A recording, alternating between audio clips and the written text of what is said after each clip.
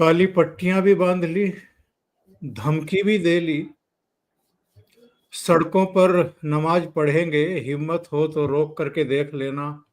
इस तरह की धमकियां भी सुनने को मिली। असदुद्दीन ओवैसी, इसके अलावा इकरा हसन, फिर जो आपके ये तौकीर रजा हैं, ऐसे कई चेहरे हैं जिन्होंने ईद के इस मौके पर भी लोगों को भड़काने की, उकसाने की कोशिश की। लेकिन मैं देख रहा था और कई पोर्टल्स पर गया, टीवी चैनल्स पर गया, कहीं भी किसी की हिम्मत नहीं हुई। दो चार जगहों पर कुछ उद्दंड किस्म के लोग होते ही हैं जो मुंह बहस करते हैं पुलिस से, पर हर जगह ठीक तरीके से नमाज संपन्न होती हुई दिखाई दी। अब कहीं आपस के झगड़े हों तो अलग बात है, बाकी कहीं भी किसी भी तरह का कोई झगड़ा नहीं हुआ। और सबसे बड़ी खबर, 2 अप्रैल को वक्फ संशोधन बिल पार्लियामेंट में आ रहा है। आप सबका बहुत बहुत स्वागत है। मैं हूं ओमकार चौधरी और आप देख रहे हैं ओशियन नेटवर्क। मेरे साथ सीधे जुड़ रहे हैं बाबा रामदास। जोड़ करके चर्चा को आगे बढ़ाते हैं। बाबा जी, बहुत स्वागत है आपका। नमस्कार। जय श्री राम। जय श्री राम। तो सारी धमकियां धरी रह गई हैं, सरकार बहुत सख्त दिखाई दे रही है। एक लंबी कवायद हुई है, जेपीसी का गठन हुआ है, उसमें सभी पक्षों की बात सुनी गई है, सभी के पक्ष दर्ज किए गए हैं और अब फाइनली ड्राफ्ट तैयार है। इनकी सारी धमकियां धरी रह गई हैं। किरण रिजिजू ने घोषणा कर दी है 2 अप्रैल को संसद में वक्फ संशोधन बिल पेश कर दिया जाएगा।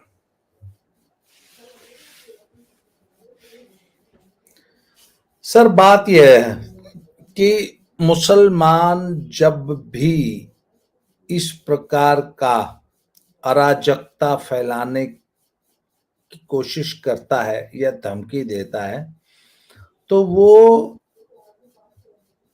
आम पब्लिक को और सरकारों को, प्रशासन को ये जताना चाहता है कि हमारी कितनी जबरदस्त न्यूसेंस वैल्यू है और हम कितनी बड़ी न्यूसेंस समाज में फैला सकते हैं। आज बेशक ईद की नमाज जो है वो सकुशल संपन्न हो गई, पर ये चोर, वो कहते हैं ना, सब चोर चोरी से जाए, हेरा फेरी से न जाए।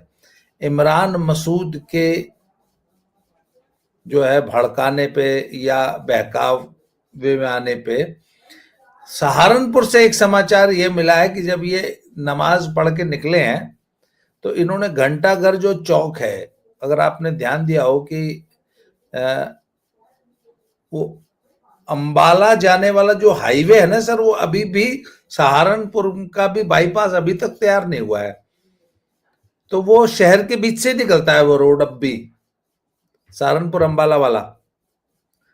और उस हाईवे को इन्होंने करीब 1-1.25 घंटा तक जाम किया जब ये नमाज पढ़ के निकले। सड़क पे नमाज तो नहीं पढ़ने दी प्रशासन ने, पर जब आप नमाज पढ़ के सड़क पे आएंगे तो भाई ठीक है, पर इनका यह है कि भैया हम न्यूसेंस तो फैलाएंगे नहीं, इधर से नहीं इधर से फैलाएंगे, चाहे जिस तरीके से। तो ठीक है, अगर तुम समाज में नमाज नहीं पढ़ने दोगे तो हम वैसे ही सड़क पे खड़े हो जाएंगे, नमाज पढ़ने के बाद खड़े हो जाएंगे, ईदगाह से निकल के खड़े हो जाएंगे। तो इन्होंने 1-1.5 घंटा तक उस मेन हाईवे को जाम किया और जो मेन चौराहा है शहर का, जिसे घंटाघर चौराहा बोलते हैं, वहां सहारनपुर से ऐसे समाचार मिले हैं। जी जी। इसके अलावा ये इकरा हसन हो, चाहे कोई हसन हो, चाहे कोई ओवैसी हो, चाहे कोई मवेशी हो, किसी का, सर उत्तर प्रदेश का मुसलमान एक बात तो समझ चुका है कि बाबा के राज में तो नहीं पढ़ पाएंगे सड़क पे। अगर बाबा ने मना कर दिया कि सड़क पे नमाज नहीं होगी तो नहीं होगी। दिल्ली में पढ़ लेंगे, तमिलनाडु में पढ़ लेंगे, बंगाल में पढ़ लेंगे, कहीं भी पढ़ लेंगे, यूपी तो नहीं पढ़ने देगा।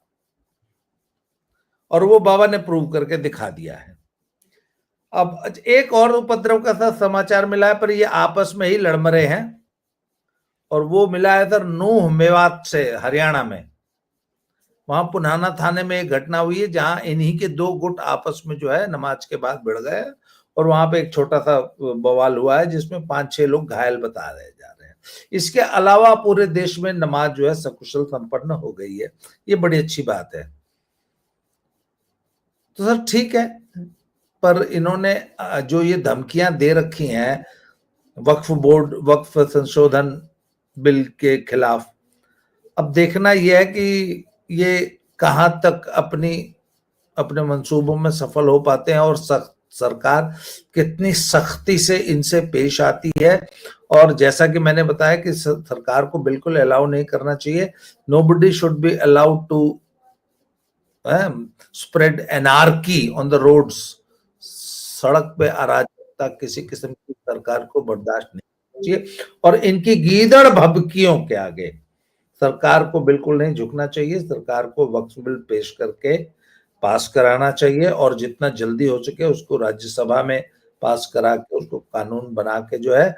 और वैसे तो हमारा तो ये मानना है कि वक्फ बिल में संशोधन की जरूरत नहीं है, बल्कि ये टोटल ही एनार्किस्ट ये प्रावधान है, इसको पूरी तरह जड़ से समाप्त किए जाने की जरूरत है। किसी संशोधन की जरूरत नहीं, इसको तो पूरी तरह समाप्त कर देना चाहिए।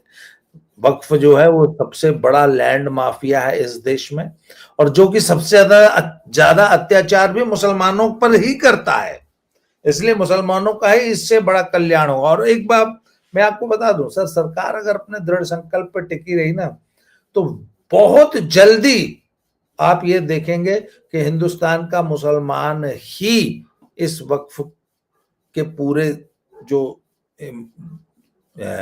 लैंड ग्रैबिंग का जो इनका जो रैकेट है ना, इसके खिलाफ मुसलमान ही उठ के खड़ा हो जाएगा बहुत जल्दी।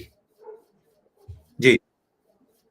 हर सुधार का विरोध ये मौलाना क्यों करते हैं, मौलवी क्यों करते हैं, और ये गोल टोपी लगा करके जो मुसलमानों की राजनीति करते हैं उनको बरगलाते हैं, भड़काते हैं। देखिए, 3 तलाक विरोधी कानून लाया गया। मुस्लिम जो महिलाएं हैं उनको उस नर्क की जिंदगी से निकालने के लिए।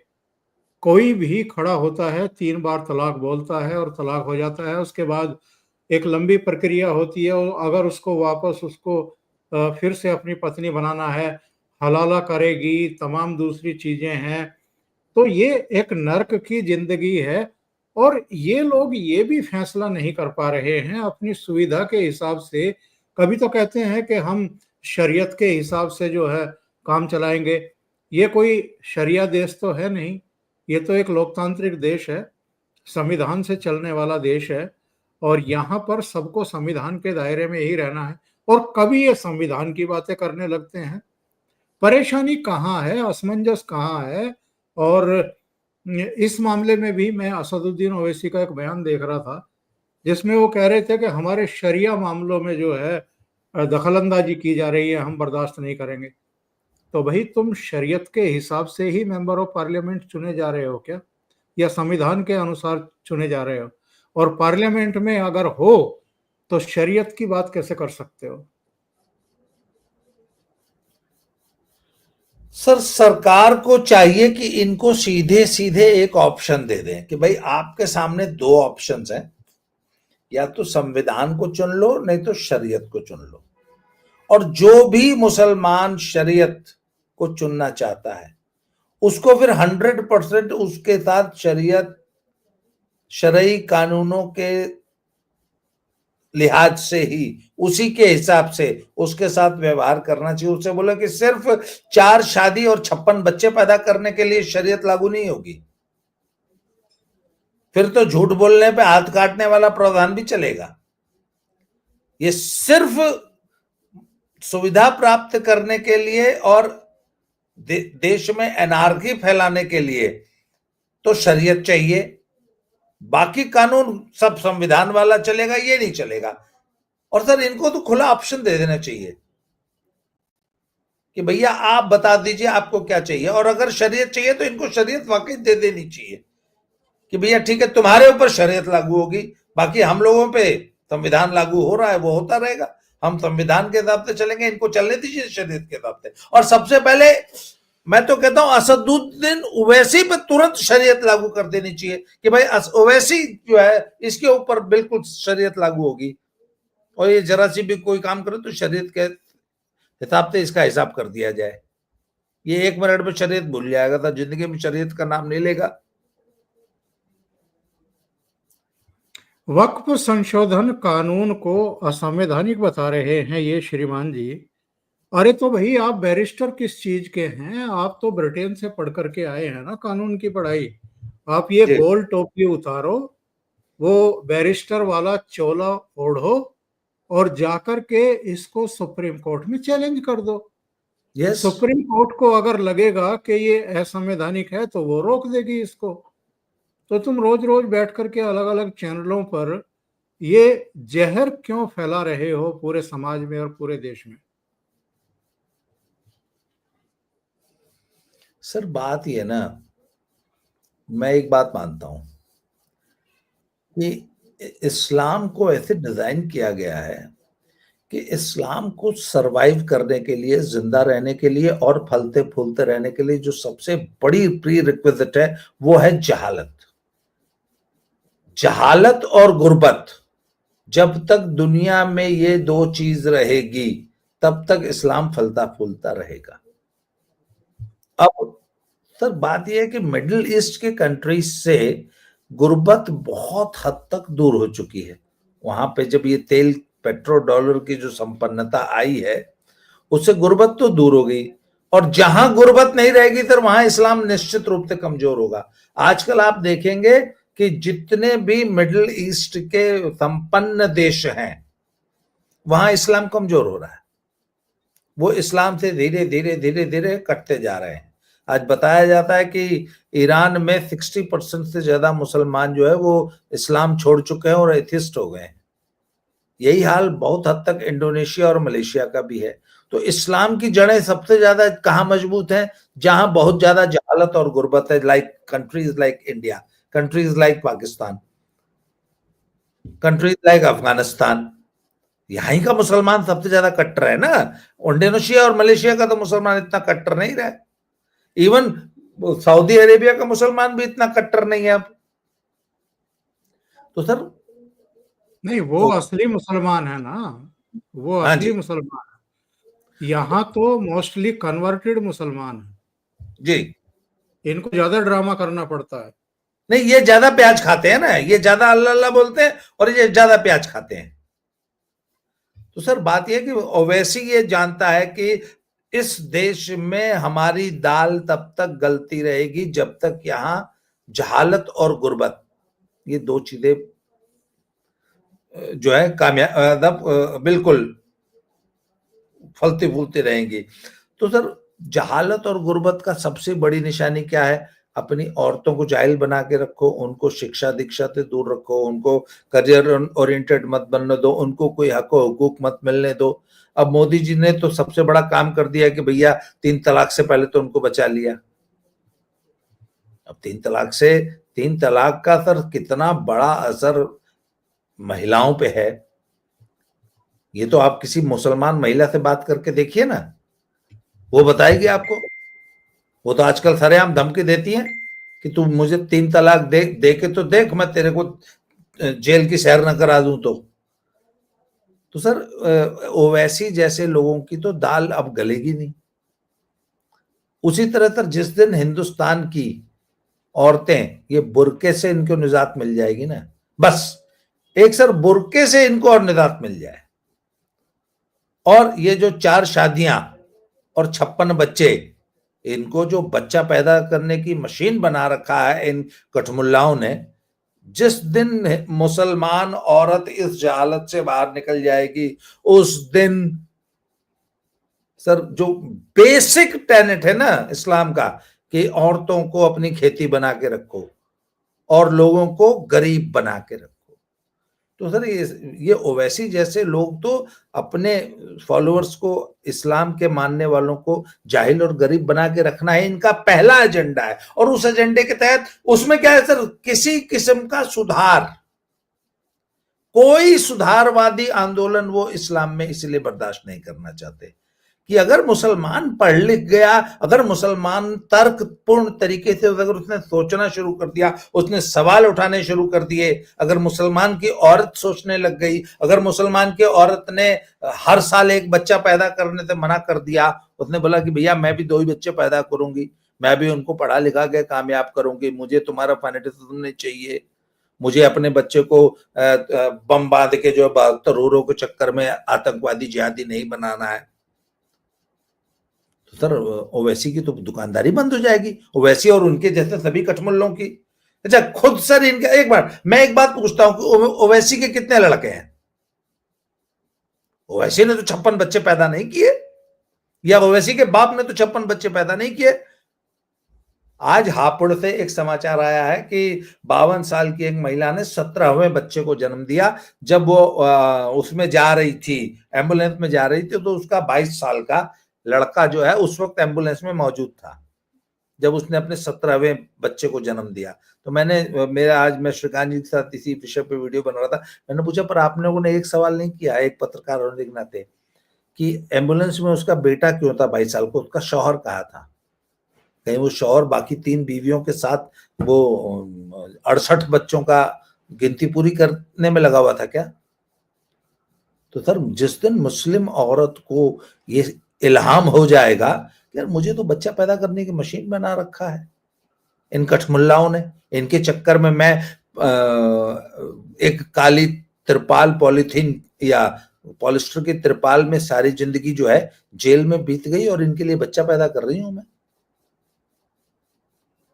तो सर इस जहालत से जिस दिन मुसलमान निकल गया उस दिन तो उसकी तो जीवन सुधर जाएगा।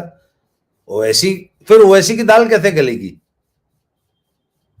तो ओवैसी तो चाहता है कि मुसलमान, इस देश का मुसलमान जाहिल और गरीब बना रहे,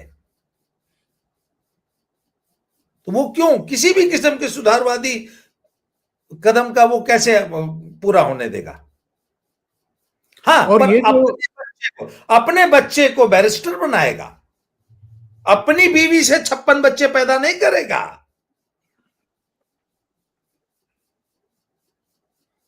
अब उसकी बीवी 1 या 2 ही बच्चे पैदा करेगी। जी, सौगाते मोदी को लेकर के तमाम तीखी टिप्पणियां जो हैं वो हिंदुओं की तरफ से, सनातनियों की तरफ से देखने को मिली, लेकिन उसके बाद मैं सोशल मीडिया पर देख रहा था, एक दूसरा नजरिया विकसित होता हुआ दिखाई दे रहा है।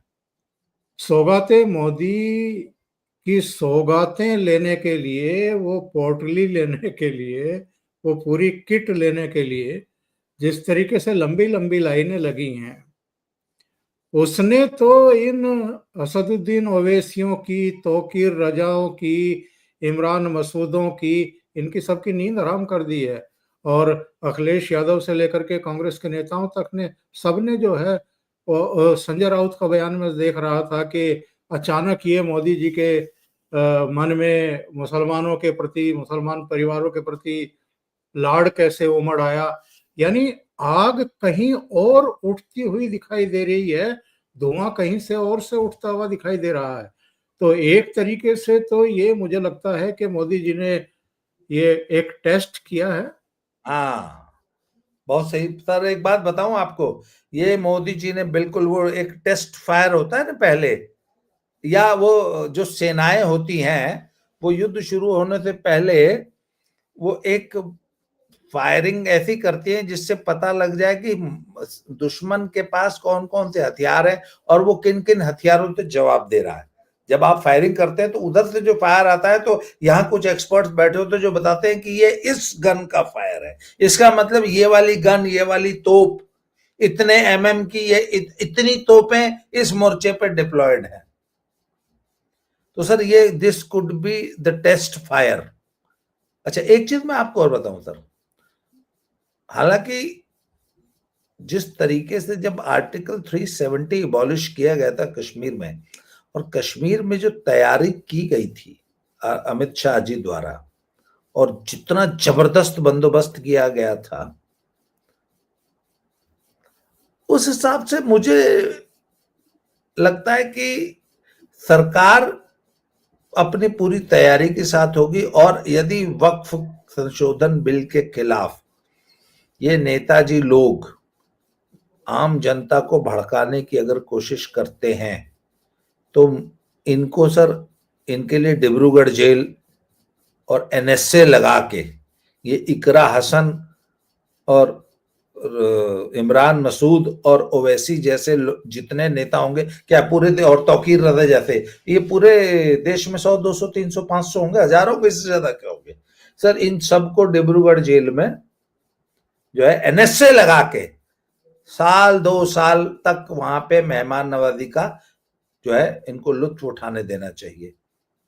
आज पंजाब में सर किसी के आगे आप बोल दो ना खाली डिब्रूगढ़ और एनएसए, सर नानी याद आ जाती है एनएसए और डिब्रूगढ़ का नाम सुनते ही। सही है।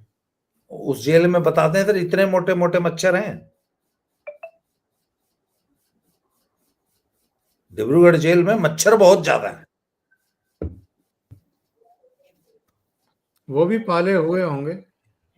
जी। अच्छा ये बताइए, ये तो तय हो गया कि 2 अप्रैल को वक्फ संशोधन बिल पेश हो रहा है, क्या करेंगे ये लोग? शाहीन बाग बनाएंगे? पूरे देश को शाहीन बाग बनाएंगे क्या? जो ये घोषणाएं कर रहे थे कि पूरे देश को शाहीन बाग बना दिया जाएगा, और ये देश संविधान से और संसद से चलेगा या सड़कों पर फैसले होंगे? सर मुझे नहीं लगता कि सरकार इनका कोई मंसूबा कामयाब होने देगी और देश को वापस। एक बात बताइए ना, जब शाहीन बाग बन भी रहा था तो इन्होंने लखनऊ को भी शाहीन बाग बनाने की कोशिश की थी, ध्यान है आपको? तो बाबा ने कैसा शाहीन बाग बनाया था लखनऊ में?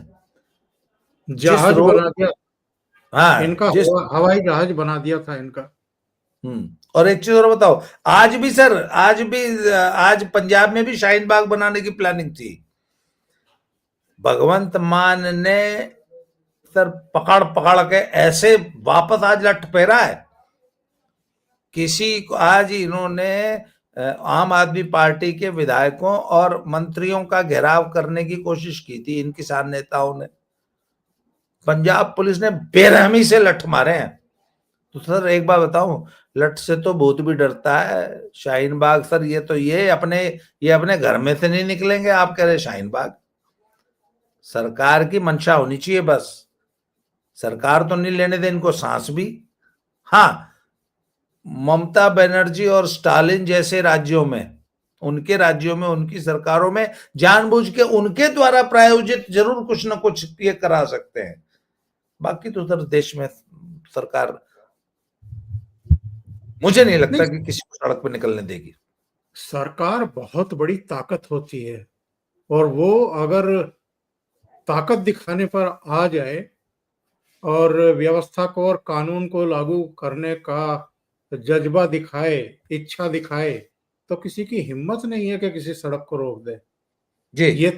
ये तो मोदी जी एक्चुअल में क्या है, एक आपके यहाँ के पंजाब के ही नेता ने अपने एक इंटरव्यू में बताया कि साहब जब ये 26 जनवरी को लाल किला की प्राचीर पर चढ़ गए, सड़कों पर एक तरीके से इन्होंने अंधाधुंध ट्रैक्टर दौड़ाए और जाकर के लाल किले पर एक तरीके से कब्जा कर लिया, चढ़ गए, वहां पर एक धार्मिक झंडा लगा दिया।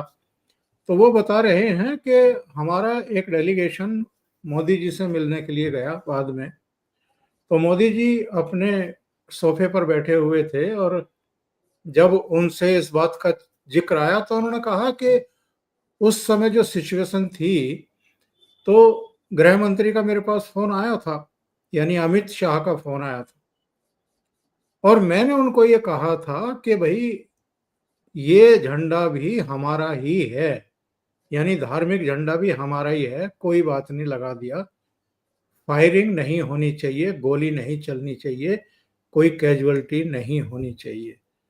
तो ये प्रधानमंत्री तो ऐसा है जो लोगों के की 10 गुस्ताखियां माफ कर देता है और चुप बना रहता है, खामोश बना रहता है। वरना अगर सरकार चाहती तो 10-5 को उस दिन लुढ़का सकती थी, जितने भी प्राचीर पर चढ़े हुए थे और झंडे वंडे लगा रहे थे, और जहां पर राष्ट्रीय ध्वज लगता है वहां पर भी गुस्ताखियां कर रहे थे। लेकिन ये एक अलग तरह का प्रधानमंत्री है। तो मैं इसीलिए कह रहा हूं कि क्या फिर से ये उस तरह की गुस्ताखी करने की कोशिश करेंगे, या इस बार अमित शाह की तैयारियां दूसरी हैं? सर, जितना शांति से आज नमाज पढ़ी गई है, उससे मुझे लग रहा है कि मुस्लिम अवाम जो है ना, आम आदमी, उसने अपने इन कठमुल्ले नेताओं की बात सुनना कुछ कम कर दिया। अदरवाइज कोशिश तो ये आज ही देश में अराजकता फैलाने की करते। और भाई एक बात है ना, ये आह्वान करते कि ठीक है उत्तर प्रदेश में नहीं पढ़ने दोगे, हम बाकी पूरे देश में जो है सड़क पे नमाज पढ़ेंगे। They could have taken it as a challenge. पर इनको पता लग गया था कि अगर हम ऐसा कोई आह्वान करेंगे भी तो भी लोग नहीं मानेंगे। जैसे मैंने बहुत सारे इंटरव्यूज देखे, मैंने कहा भैया वो काली पट्टी बांध के नमाज पढ़ी गई क्या? तो कहीं से कोई समाचार नहीं, लोगों ने मना कर दिया। बहुत कम, ना के बराबर, ना के बराबर है। इसका मतलब जो मासेस था उन्होंने मना कर दिया। तो सर मासेस, फैक्ट ये है कि ये सिर्फ नेताओं और कठमुल्लों का दुराग्रह हो सकता है, वक्फ बोर्ड। आम जनता का इससे कोई कनेक्शन नहीं है। तो नेतागिरी करने के लिए आप कुछ बेशक कर लीजिए, आम जनता इनके साथ नहीं आएगी। और नेताओं को तो सर 1 मिनट का काम है, सरकार के लिए किसी नेता को सुधार देना 1 मिनट का काम है। बहुत बहुत धन्यवाद बाबा रामदास जी, आप जुड़े और बहुत महत्वपूर्ण मुद्दे पर आपने चर्चा की। Thank you so much. नमस्कार। जय श्री राम। जय श्री राम।